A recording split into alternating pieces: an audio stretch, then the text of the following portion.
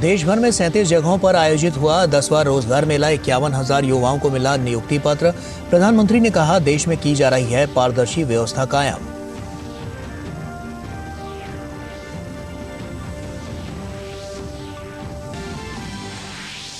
Gaza में Israel की जमीनी कार्रवाई शुरू। शुक्रवार की रात हमास की 150 सुरंगें की गई नेस्तनाबूद। सऊदी रूस ने करवाई कार्रवाई को बताया अंतर्राष्ट्रीय कानून का उल्लंघन।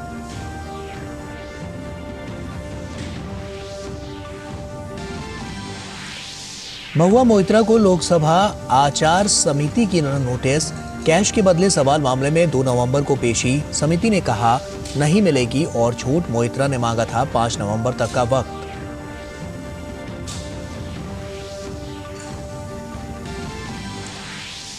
सरकार ने तय किया प्याज निर्यात का न्यूनतम मूल्य प्रति मीट्रिक टन $800 अमेरिकी तय। 31 दिसंबर तक रहेगा लागू। कीमत नियंत्रित करने के लिए 2 लाख टन अतिरिक्त प्याज की भी करेगी खरीदारी।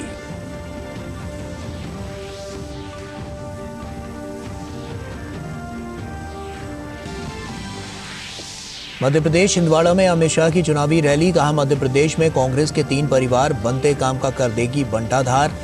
छत्तीसगढ़ कांकेर में राहुल की रैली। भाजपा ने कहा, राहुल की घोषणाएं नहीं चढ़ पाती परवान।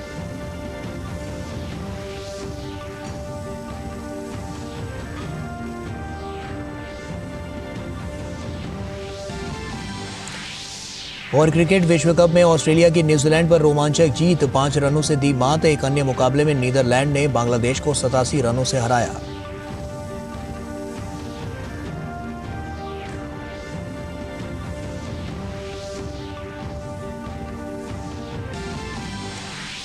एशियाई पैरा खेलों में भारत का ऐतिहासिक प्रदर्शन। भारतीय दल ने जीते रिकॉर्ड 111 पदक। पीएम मोदी ने पदकों के शतक पूरा होने पर जताई खुशी। कहा, यह एथलीटों की प्रतिभा, कड़ी मेहनत और दृढ़ संकल्प का है परिणाम।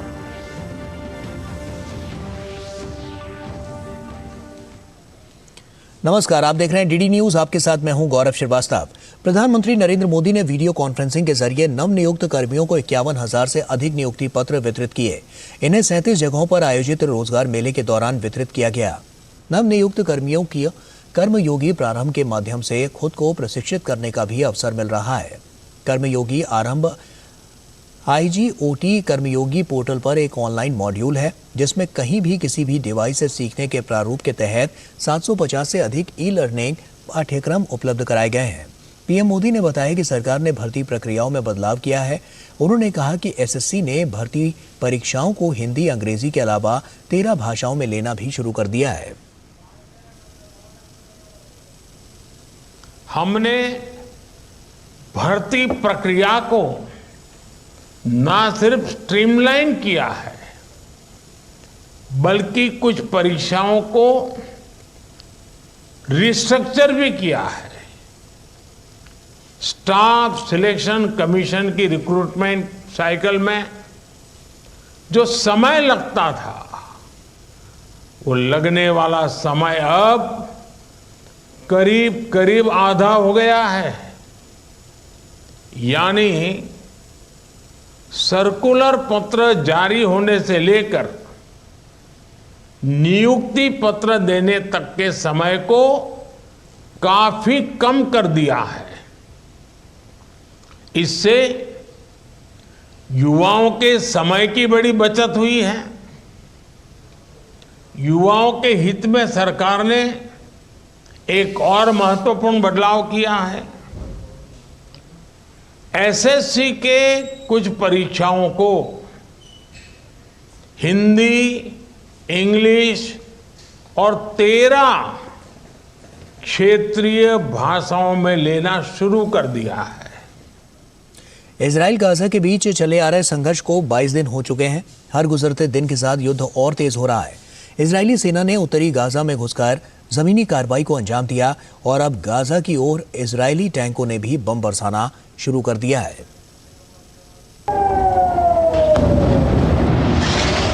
गाजा की ओर से इजरायली टैंकों ने भी बम बरसाना शुरू कर दिया है। इजरायली सेना ने एक वीडियो जारी किया है जिसमें साफ नजर आ रहा है कि अब इजरायली सेना ने गाजा पर जमीनी कार्रवाई भी शुरू कर दी है। हमास के खिलाफ इजराइल ने 7 अक्टूबर को ही युद्ध का ऐलान कर दिया था। अभी तक वो हवाई हमले कर रहा था, लेकिन अब उसके बढ़ते हुए टैंक ये जताने के लिए काफी है कि वो आतंकवादियों को हर कीमत पर सबक सिखा कर रहेगा। इजरायली सेना ने जानकारी दी है कि शुक्रवार रात उत्तरी गजा के इलाके में घुसकर जमीनी कार्रवाई को अंजाम दिया गया और हमास की 150 सुरंगों को नष्ट किया गया है। गाजा में हम युद्ध के लिए आगे बढ़ रहे हैं। कल रात IDF बलों ने उत्तरी गाजा में प्रवेश किया और क्षेत्रीय अभियान का विस्तार किया। इस ऑपरेशन में पैदल सेना, बख्तरबंद, लड़ाकू इंजीनियरिंग और तोपखाने बल शामिल हैं, जो भारी गोलीबारी के साथ हैं। वहीं हमास द्वारा अभी भी बंधक बनाए गए करीब 200 लोगों की रिहाई को लेकर इजराइल की राजधानी तेल अवीव में लोगों ने प्रदर्शन किया। उन्होंने प्रधानमंत्री बेंजामिन नेतन्याहू से मांग की कि जल्द से जल्द बंधकों को छुड़ाया जाए। हम जवाब चाहते हैं। हम सरकार से सवाल पूछना चाहते हैं। हम अपने परिवार और बंधकों के लिए डरे हुए हैं। हम उन्हें सुरक्षित घर लाना चाहते हैं। वहीं हमास पर इजराइल की जवाबी कार्रवाई से अब तक करीब 7500 लोग मारे जा चुके हैं। शनिवार को गजा में इंटरनेट और मोबाइल सेवाएं भी पूरी तरह से बंद रहीं। फिलिस्तीनी रेड क्रिसेंट सोसाइटी ने दावा किया है कि ये मोबाइल सेवाएं इजरायली बमबारी की वजह से बाधित हुई हैं। दूसरी ओर गजा स्थित अस्पतालों को जरूरी दवाओं और अन्य सामानों से लदे 6 ट्रकों ने मिस्र सीमा से लगते हुए राफा क्रॉसिंग को शुक्रवार को पार किया। अब तक गजा में 80 से ज्यादा ट्रक राहत सामग्री लेकर पहुंच पाए हैं। रेड क्रॉस की अंतर्राष्ट्रीय समिति ICRC अंततः तत्काल आवश्यक चिकित्सा वस्तुओं के साथ कुछ ट्रक लाने में सक्षम हो गई है और हमें उम्मीद है कि आने वाले दिनों में इसे अस्पतालों में वितरित किया जाएगा, जहां आपूर्ति कम हो रही होगी। इजराइल हमास संघर्ष में इजराइल में करीब 1400 लोगों की मौत हो चुकी है। टेल अवीव, अश्कलोन सहित इजराइल के कई शहरों पर रॉकेट और मिसाइलों के हमले का खतरा अभी भी बना हुआ है। अमृतपाल के साथ ब्यूरो रिपोर्ट, DD न्यूज। और केरल के मल्लपुरम में शुक्रवार फिलिस्तीन के समर्थन में निकाली रैली में हमास नेता खालिद मशेल के वर्चुअल संबोधन उन्होंने दिया। उसने भारतीय संस्कृति के खिलाफ रैली में काफी जहर उगला। ये रैली जमाते इस्लामी की youth wing solidarity youth movement नाम के संगठन द्वारा आयोजित की गई थी। अब राज्य सरकार से इसे लेकर सवाल पूछे जा रहे हैं। रैली में हमास के आतंकी नेता को शामिल करने पर भाजपा ने कड़ी आपत्ति जताई है। केरल भाजपा के प्रदेश अध्यक्ष के सुरेंद्रन ने रैली के पोस्टर को अपने एक्स हैंडल पर शेयर किया। सुरेंद्र ने सवाल किया कि कहां है मुख्यमंत्री पिनराई विजयन और केरल की पुलिस। वहीं भाजपा नेता दुष्यंत कुमार गौतम ने भी पूरे मामले पर कार्रवाई की मांग की है। देश और देश की सरकार किसी भी आतंकवादी संगठन का विरोध करते हैं और हमास का हम विरोध करते हैं, लेकिन हमास का प्रतिनिधि वहाँ पे आना, उसको मीटिंग करना, बैठक करना, ये मुझे लगता है कि राष्ट्रीय विरोधी गतिविधि है और वहाँ की सरकार की हम भर्त्सना करते हैं। उनको रोकना चाहिए इसके अंदर। और लगातार ऐसा ये इंडिया अलायंस के जो लोग हैं लगातार ऐसा प्रयास कर रहे हैं जिसमें हिंदू धर्म को नीचा दिखाया जाए, सनातन धर्म को नीचा दिखाया जाए, और उस प्रयास की एक कड़ी जो पहले सनातन के लिए बोला गया उस कड़ी का ही ये हमें लगता है। और प्याज की बढ़ती कीमतों को नियंत्रित करने को लेकर सरकार ने एक और कदम उठाया है। निर्यात होने वाली प्याज का मूल्य सरकार ने तय किया है।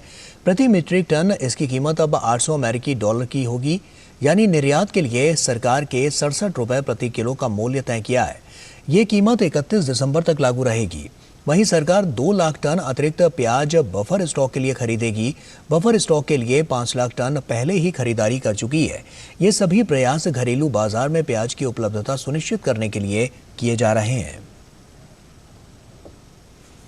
मध्य प्रदेश विधानसभा चुनाव के लिए अब कुछ ही दिनों का समय बाकी है। जनता के बीच अपने पक्ष में माहौल बनाने के लिए दिग्गज मैदान में उतर गए हैं। इसी कड़ी में जहां आज से बीजेपी के वरिष्ठ नेता और केंद्रीय गृह मंत्री अमित शाह 3 दिन के प्रवास पर हैं, तो वहीं बीजेपी का किला भेदने के लिए दमोह पहुंची प्रियंका गांधी ने बीजेपी सरकार पर जमकर निशाना साधा। वहीं छत्तीसगढ़ में भी राहुल गांधी ने केंद्र सरकार पर आरोप लगाते हुए वादों की झड़ी लगा दी, तो भाजपा नेता रविशंकर प्रसाद ने तंज कसा। मध्य प्रदेश में केंद्रीय गृह मंत्री अमित शाह गरजे और खूब गरजे। छिंदवाड़ा में उन्होंने कांग्रेस नेता कमलनाथ को उनके विधानसभा क्षेत्र में तो जमकर खरी खरी सुनाई और परिवारवाद पर हमला बोला। गांधी परिवार, कमलनाथ परिवार और दिग्विजय बंटाधार परिवार, ये 3 परिवार कांग्रेस पार्टी चलाते हैं। और जहां 3 तिगड़ा होता है ना, वहां काम बिगड़ जाता है। हमारे गुजरात में कहावत है, 3 तिगड़ा काम बिगड़ा। और यहां पर क्या होता है, आदेश गांधी परिवार का चलता है, निर्देश कमलनाथ का चलता है, और जब गलती होती है तो चाटा बिचारे बंटाधार दिग्विजय के गाल पर ठोक देते हैं। वहीं दूसरी ओर कांग्रेस भी प्रचार में तेजी ला रही है। कांग्रेस महासचिव प्रियंका गांधी ने दामोह जनसभा में प्रदेश की मौजूदा सरकार पर आरोप लगाए। उन्होंने कहा कि प्रदेश में लोगों का जीवन संघर्ष में बीत रहा है। वहीं उन्होंने शिवराज सिंह चौहान के दांव पेच से महिला मतदाताओं को बचने की भी सलाह दी। साथ ही उन्होंने आरोप लगाए कि भाजपा सरकार ने प्रदेश का विकास नहीं किया, इसलिए राज्य से पलायन अभी भी जारी है। तो पलायन किसलिए हो रहा है? क्योंकि रोजगार आपको मिल रहे हैं। और रोजगार क्यों नहीं मिल रहे हैं? आपने कभी सोचा है कि 45 सालों में सबसे ज्यादा बेरोजगारी आज है हमारे देश में। यहाँ मध्य प्रदेश की जो सरकार है, पिछले 3 सालों में इन्होंने 21 रोजगार दिए हैं। जबकि मध्य प्रदेश मुख्यमंत्री शिवराज सिंह चौहान पूरे दिन कार्यकर्ताओं और मतदाताओं से जनसंपर्क करने में जुटे रहे। उन्होंने धार में 12वीं कक्षा में टॉप करने वाली छात्रा के घर जाकर मुलाकात की, तो वहीं उन्होंने बुरहानपुर में कार्यकर्ताओं के साथ भोजन किया। महेश्वर में एक जनसभा को संबोधित करते हुए अपनी उपलब्धियां गिनाई। 1250 से बढ़ा के 1500, 1500 से बढ़ा के 1750, 1750 से बढ़ा के 2000, 2000 से बढ़ा के 2250, फिर 2500, फिर 2750 और अंत में कितने करूंगा? 3000 करूंगा। जबकि 90 विधानसभा सीटों वाले पड़ोसी राज्य छत्तीसगढ़ में कांग्रेस नेता राहुल गांधी ने भी कांकेर कोडेगांव में चुनावी रैली की। उन्होंने भाजपा सरकार पर राजनीतिक हमले तो किए, रैली में उन्होंने जातिगत जनगणना की बात एक बार फिर दोहराई। साथ ही दावा किया कि कांग्रेस की सरकार अपने सभी चुनावी वादों को पूरा करेगी। कि जिस काम को बीजेपी ने कहा था कि नहीं किया जा सकता,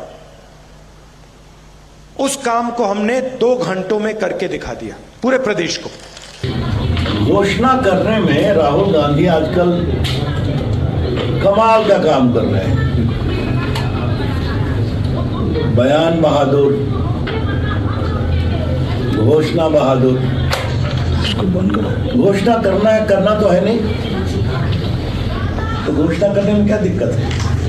जबकि सत्ता में वापसी के लिए भाजपा भी चुनावी प्रचार में तेजी ला रही है। इसी बीच केंद्रीय मंत्री मनसुख मंडाविया ने कांग्रेस पर आचार संहिता के उल्लंघन को लेकर चुनाव आयोग से शिकायत की है। उन्होंने रायपुर में चुनाव प्रचार के दौरान भाजपा कार्यकर्ताओं के कथित उत्पीड़न को लेकर अधिकारियों पर आरोप लगाए।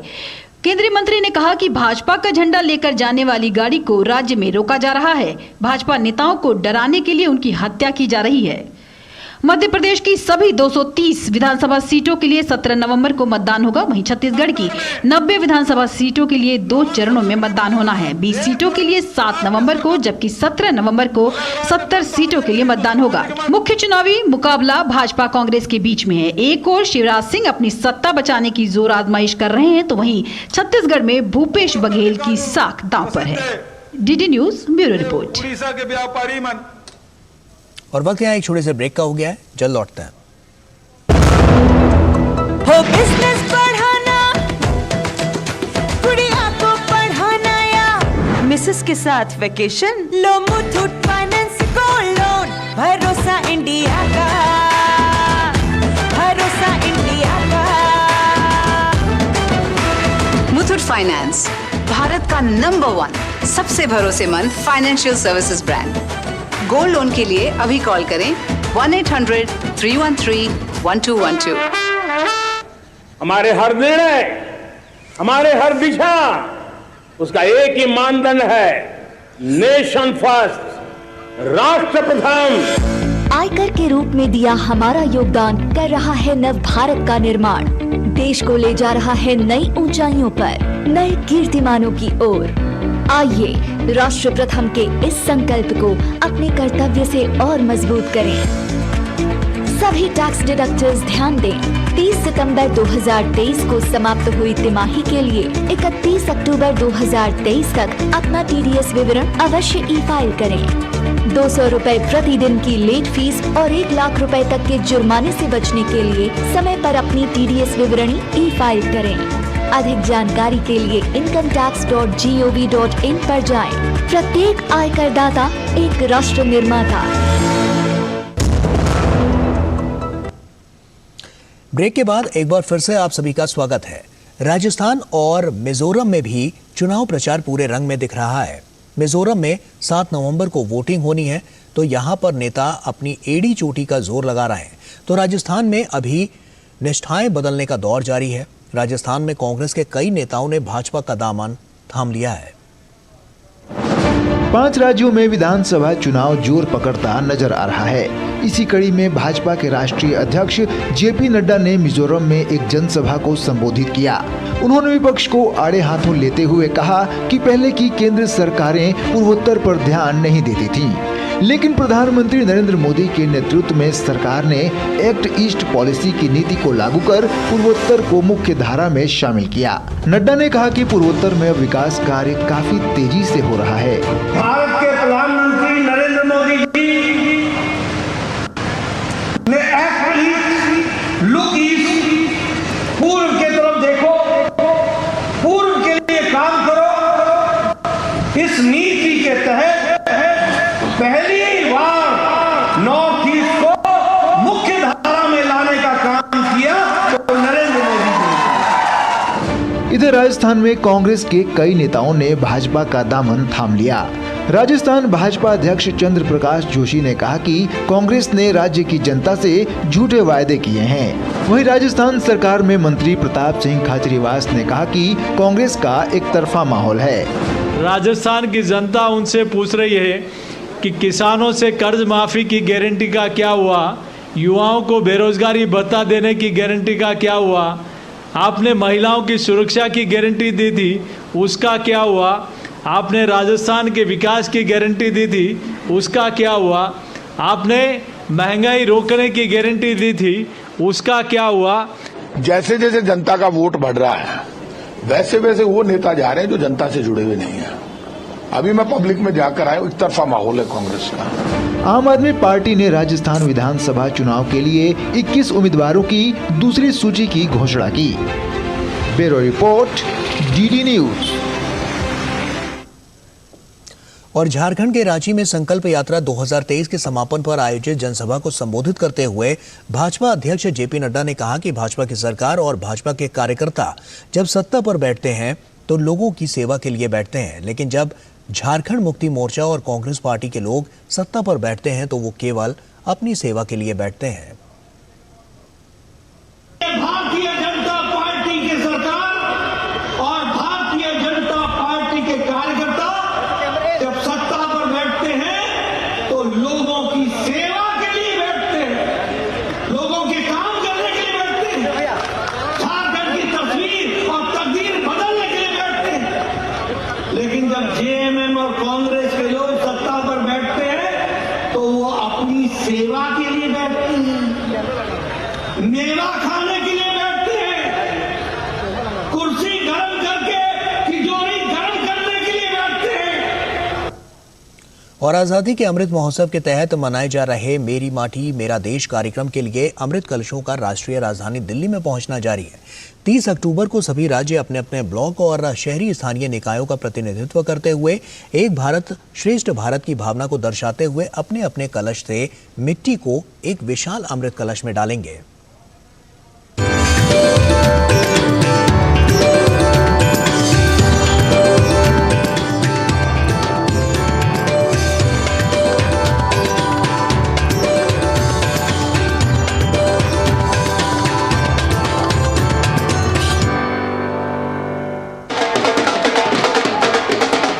मेरी माटी मेरा देश अभियान का समापन मंगलवार को राष्ट्रीय राजधानी दिल्ली में होगा।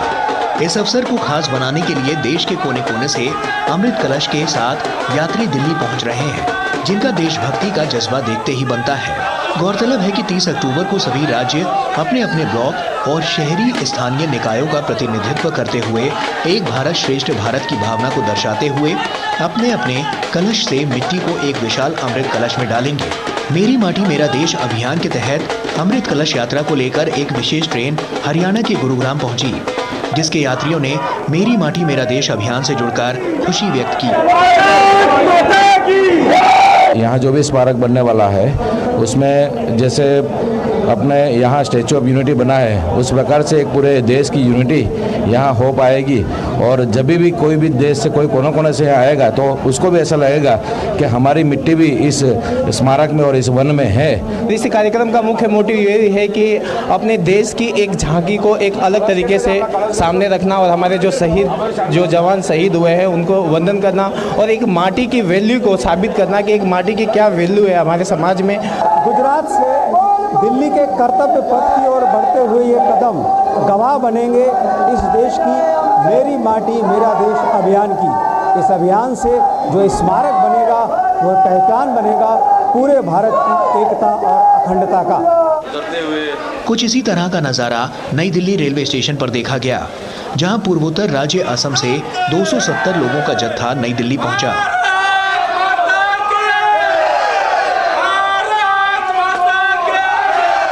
अमृत उद्यान बनाएंगे, उसमें हम लोग असम और देश के जो पंचायत से ब्लॉक तक डिस्ट्रिक्ट तक लेके आया है और यहाँ उद्यान में हम लोग मिट्टी देंगे असम की तरफ से। मैं भारत सरकार को, आदरणीय श्री नरेंद्र मोदी जी को और हमारे असम सरकार को बहुत बहुत मैं धन्यवाद जो कि मैं देना चाहता हूँ और आभार जो कि मैं करना चाहता हूँ। बहुत बहुत धन्यवाद। जय हिंद, जय भारत। 270 आदमी यहाँ पर पहुँचा है और 270 आदमी के हाथ में ये बैग है और इस बैग में आप देख रहे हैं कि हर ब्लॉक का नाम है, डिस्ट्रिक्ट का नाम है, राज्य का नाम है और जो इंडिविजुअल जो आए हैं उनका नाम है। असम के सारे डिस्ट्रिक्ट, असम के सारे प्रखंड, असम के सारे ब्लॉक से मिट्टी इकट्ठा करके और वो मिट्टी अमृत वाटिका को सुपुर्द की जाएगी। केंद्र शासित प्रदेश लद्दाख से भी युवाओं का एक जत्था मेरी माटी मेरा देश का कलश लेकर दिल्ली स्थित हवाई अड्डे पर पहुंचा। वहीं त्रिपुरा का एक दल दिल्ली स्थित आनंद विहार स्टेशन पर उतरा, जिनमें देशभक्ति का जज्बा देखते ही बनता था।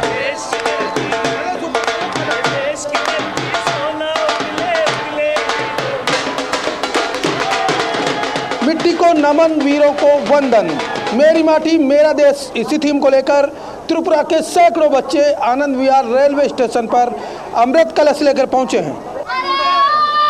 आनंद विहार रेलवे स्टेशन पर ही महाराष्ट्र से उतरने वाला दल पूरी तरह देशभक्ति के जुनून में रचा बसा नजर आया।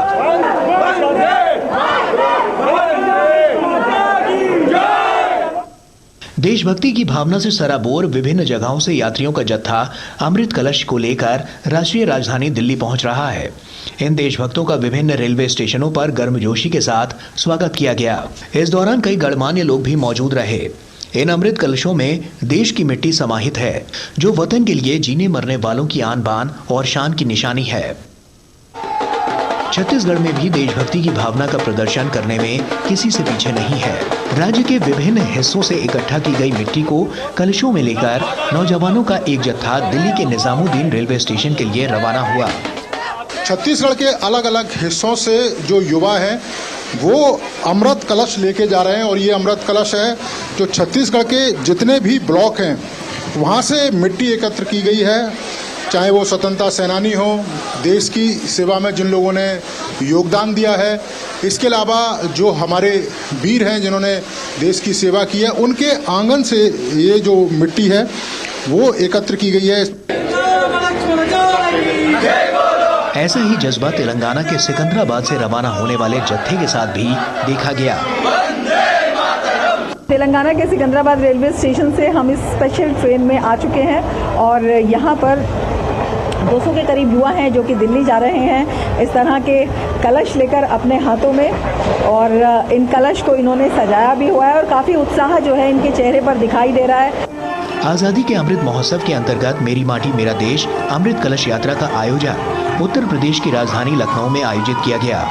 मुख्यमंत्री योगी आदित्यनाथ ने शहीदों के परिजनों को सम्मानित किया। प्रदेश के सभी 75 जनपदों से अमृत कलश लखनऊ में जमा किए गए, जिन्हें रविवार को दिल्ली के लिए रवाना किया जाएगा। ऐसा नहीं कि आजादी के अमृत महोत्सव में हम लोगों ने कुछ नए कार्यक्रमों के साथ और नई उपलब्धियां हमें न प्राप्त हुई हो। आजादी का अमृत महोत्सव का कार्यक्रम जब देश अपनी आजादी के 75 वर्ष पूरा किया तब भारत उस ब्रिटेन को पछाड़ करके, जिस ब्रिटेन ने लगभग 200 वर्षों तक भारत में शासन किया था, उसे पछाड़ करके भारत दुनिया की 5वीं बड़ी अर्थव्यवस्था बना। मेरी माटी मेरा देश कार्यक्रम आजादी का अमृत महोत्सव के 2 साल लंबे अभियान के समापन का भी प्रतीक होगा, जो भारत की आजादी के 75 साल पूरे होने का जश्न मनाने के लिए 12 मार्च 2021 को शुरू हुआ था। इस अवसर को खास बनाने के लिए 36 राज्यों और केंद्र शासित प्रदेशों से 17,000 से अधिक अमृत कलश यात्री राष्ट्रीय राजधानी पहुंच रहे हैं। Bureau report, DD news.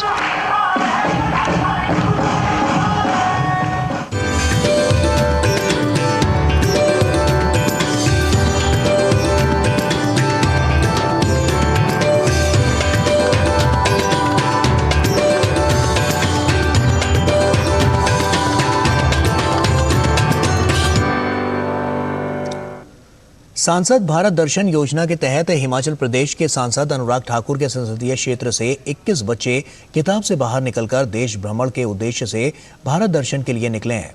वे पहले दिल्ली गए, जहां वो उपराष्ट्रपति और रक्षा मंत्री से मिलने के पश्चात गुजरात आए। गुजरात में उन्होंने IIM अहमदाबाद और IIT गांधीनगर का दौरा किया और आनंद की अमूल डेयरी देखी और गुजरात के विकास को देखा। आज वो दुनिया की सबसे ऊंची प्रतिमा स्टैचू ऑफ यूनिटी देखने आए थे और सरदार वल्लभ भाई पटेल की सबसे ऊंची प्रतिमा को देखकर भाव विभोर हो गए। कि जितने होनहार और मेधावी बच्चे हैं उनको किताबों से बाहर निकल के अलग अलग स्टेट्स में जाके अलग लोगों से मिलके अलग जगहें देख के सीखने का मौका मिले। और ये जो 21 लड़के आज आए हैं, ये सारे 550 प्लस एप्लीकेशंस में से इनका सिलेक्शन हुआ है। इनका पहले रिटन टेस्ट हुआ था, इनका इंटरव्यू राउंड हुआ था, उसके बाद इनका सिलेक्शन हुआ है और इनका ये 8 दिन का टूर है जिसमें ये न्यू दिल्ली और गुजरात का भ्रमण करने वाले हैं। तो मैं इनके बिहाफ पे डेफिनेटली बोल सकती हूँ कि ये बहुत ही अलग एक्सपीरियंस है। गुजरात में आना हमारे लिए बहुत भाग्यशाली था। हमने यहाँ पर आके यहाँ की संस्कृति, यहाँ की वेशभूषा और अन्य कई चीज़ों को देखा। इसका एक्सपीरियंस हमारे लिए बहुत लाभकारी होगा। स्टैचू ऑफ यूनिटी जो कि एकता का सबसे बड़ा मूर्ति है इस देश की, तो हमें यहाँ पे आके बहुत अच्छा महसूस हो रहा है कि हम लोग, जैसा कि आपको पता है कि 31 अक्टूबर को माननीय PM सर भी यहीं पे आ रहे हैं। उनके आने से पहले हम यहाँ पे आए हैं, ये हमारे लिए बहुत ही बड़ा गर्व का विषय है। गुजरात में IIT IIM देखा, अब उसके बाद हमने स्टैचू ऑफ यूनिटी देखा जो कि विश्व की सबसे ऊंची मूर्त है, स्टैचू ऑफ यूनिटी। हमें गुजरात में आकर बहुत अच्छा लगा। गुजरात में इधर का इंफ्रास्ट्रक्चर, इधर की बिल्डिंग्स, इधर के रोड्स, तो काफ़ी कुछ डेवलपमेंट किया है माननीय प्रधानमंत्री जी ने भी, क्योंकि उन्हीं का ही शहर है, उन्हीं का ही ये प्रदेश है, तो काफ़ी अच्छा लगा हमें यहाँ पे आकर। राष्ट्रीय पुलिस स्मारक नई दिल्ली में आज रेलवे सुरक्षा बल द्वारा शहीदों की स्मृति में कार्यक्रम आयोजन किया गया और इस मौके पर अपनी ड्यूटी के दौरान शहीद हुए RPF के जवानों को श्रद्धांजलि दी गई और उनके परिजनों को सम्मानित किया गया। RPF हर साल इस तरह का आयोजन करता है। इस मौके पर RPF महानिदेशक मनोज यादव ने कहा कि शहीदों के परिवारों के सुख दुख में RPF हमेशा साथ रहेगा। अभी ये आरंभ किया गया है कि पिछले 2018 से कि 31 अक्टूबर को सरदार वल्लभ भाई पटेल का यूनिटी दिवस होता है, तो माननीय प्रधानमंत्री जी ने ये फैसला किया कि 21 से 31 के बीच में इसे हम एक शहीदी सप्ताह के रूप में मनाएंगे। उनमें से लगभग 10 परिवार यहाँ पे उपस्थित हैं, कुछ कारणों से नहीं आ पाए, तो उन्होंने अपना सब कुछ खो दिया देश के लिए। तो ये एक हम कृतज्ञता का भाव आज अर्पित करना चाहते हैं उनके प्रति, और साथ में उनके साथ संवेदना प्रकट करते हुए ये भी बताना चाहते हैं कि उस परिवार के सुख दुख में RPF हमेशा सम्मिलित रहेगा। और इसी के साथ फिलहाल इतना ही। दीजिए इजाजत, नमस्कार।